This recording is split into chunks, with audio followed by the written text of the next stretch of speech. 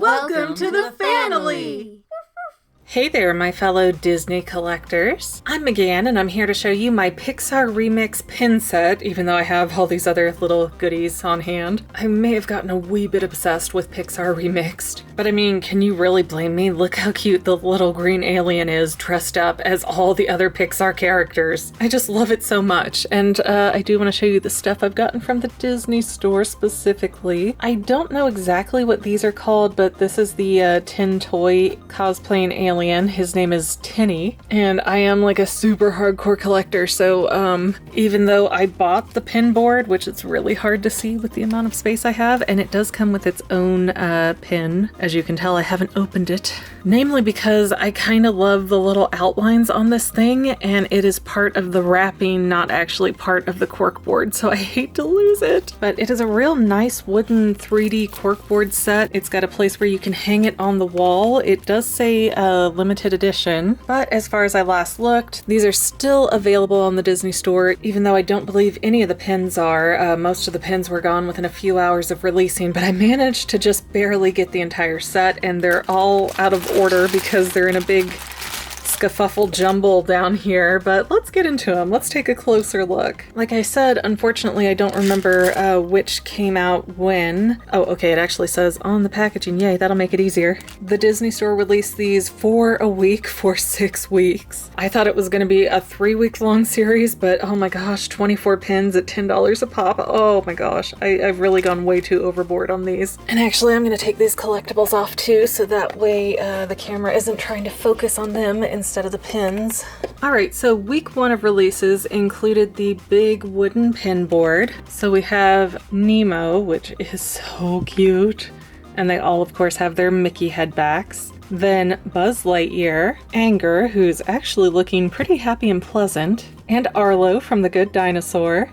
And these were supposed to release at 10 a.m. Eastern Time every morning on the Disney Store website, but instead they were releasing at midnight, so it was a whole to-do. They really did not respect the collectors when they put these out. And most of the time, because people weren't knowing to come look for them until 10 o'clock, it wasn't a huge deal to get them. But every single week I checked, they were up early, and the last week when I checked early, they were already all sold out. And I think eventually I'm going to put them all on the space board there, but I'm just not there yet.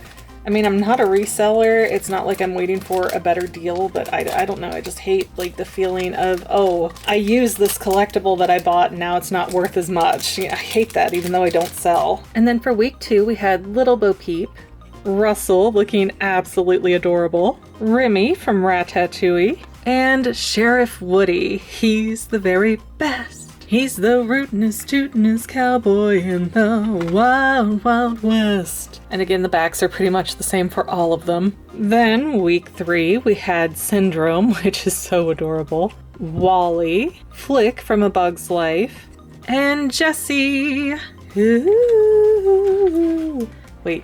That might be a Nickelodeon property, never mind. Then Forky, and I love that they have the little detail of the rainbow sticker on his foot. It's so cute. Mrs. Incredible, make no mistake, that is Elastigirl. I am not exactly sure if you can tell them apart by their uniform, but it was very clearly defined as Elastigirl on the pin release and the coordinating plushie release. I guess they wanted to make sure that they threw in at least as many females as they could, considering Pixar kind of has an issue with keeping women characters in the forefront, especially on their early on films. Then Miguel from Coco, and Carl Fredricksen from Up.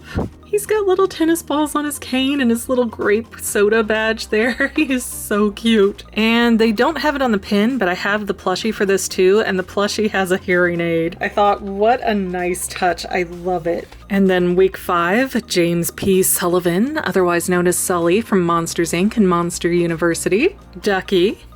Bunny, which I personally find to be a little bit too dark. And then one of my absolute favorite pins, Merida, with all of that crazy hair. I think it's so adorable. And then for Series 6, the last week of these, I have to start with my favorite Pixar character, Boo. Then Mater, which I didn't catch that's what it was at first. I really had to look at it and realize, oh wait, look at the little faceplate. That's Mater. It doesn't really look like a car the way that he's dressed, but it's adorable. Then Mike Wazowski in his college years, ears. That's why 2 of the eyes are closed. I thought that was quite a clever way to do it. And he's a hugger.